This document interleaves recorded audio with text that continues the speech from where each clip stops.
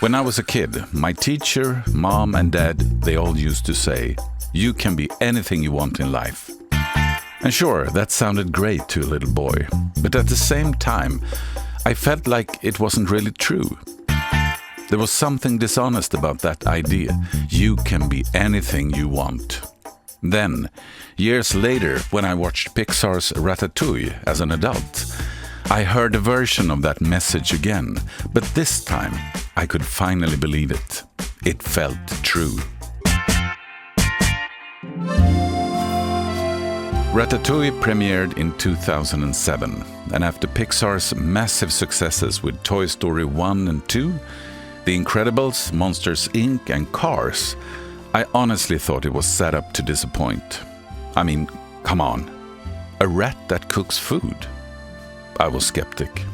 But it totally blew me away. This is easily one of the Pixar films I think about the most. It's up there with, of course, Up and Wall-E. And now I know why Ratatouille sticks with me. Everything revolves around the rat, Remy. He's not like the other rats who happily eat trash and spoiled food. No, Remy has been gifted with an extraordinary sense of taste and smell.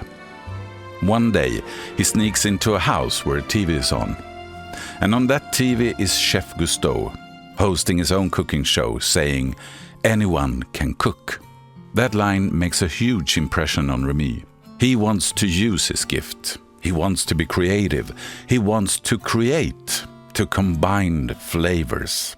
He wants so much, but his father just scoffs at his talent. And this is where the movie delivers an important message. You have to stand up for yourself and be proud of what you've been given. Don't bend just because someone else thinks you're wasting your time. Not even for your own father. Remy stands proudly in who he is, even though it creates tension.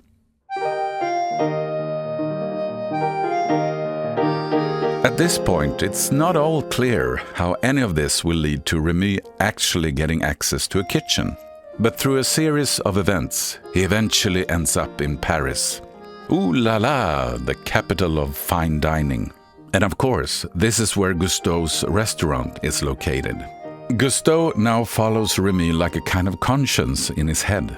And after a little push from Gusteau, Remy finally takes the leap and cooks for real. And things get interesting when he's discovered by the lanky Linguini. Linguini has none of Remy's talent for taste or smell. He's actually pretty terrible at cooking. But he recognizes Remy's greatness. And together, they come up with a way to collaborate. And suddenly, Gusteau's restaurant is serving food at the absolute highest level. And here comes the film's second key ingredient. We need each other to succeed. Like Kristen Shepherd says in the final episode of Lost, no one does it alone. That's true in life. It's true in Ratatouille and it was true in Lost. And by the way, if you haven't seen Lost, you have something truly special ahead of you.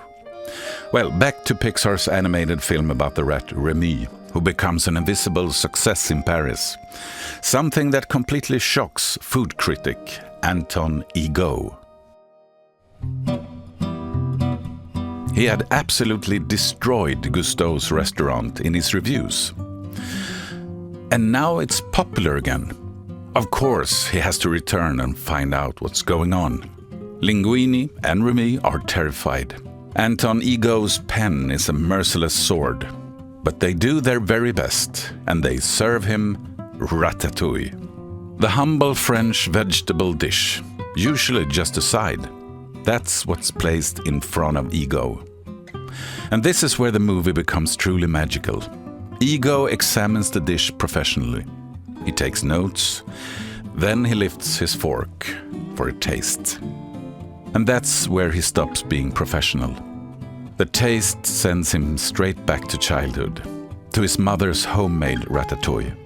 Remy's cooking is more than good flavors and quality ingredients. It's love. It's safety. It's comfort. Those feelings flood Anton Ego's body, and he looks so happy. Shocked by what's happening, but happy that it overtook him so completely.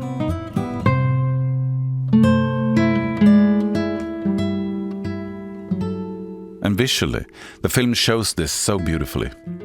He drops his sword, the pen.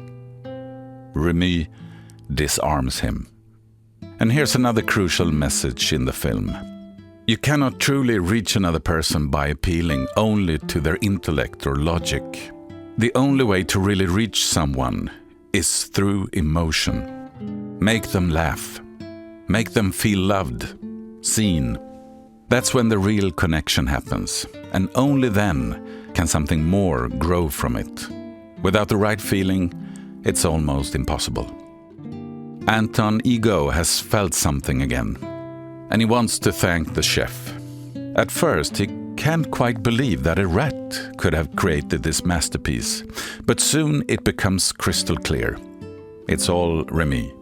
And later, when Ego comes home to write his review of Gusteau's restaurant, he does something unusual. He starts by tearing himself apart, his role as a critic. He admits that critics risk very little when they're cruel, but that he now taking a huge risk by praising a rat. But credit where credit is due. And here comes the final essential message of the film. Ego revisits Gusteau's famous line, "Anyone can cook," a phrase he used to hate. Now he finally understands. Not everyone can be a great chef, but a great chef can come from anywhere. And when I heard that the first time, it made me so happy, because it felt true. That thing I mentioned in the beginning, when teachers and parents say, "You can be anything you want." That's not true. Each of us is dealt with a hand of cards. What matters is how we play them. If we take responsibility for the talents we've been given and play our cards well, then background and appearance won't matter at all. I'm not saying it's gonna be easy, but I think that's the way it's gotta be.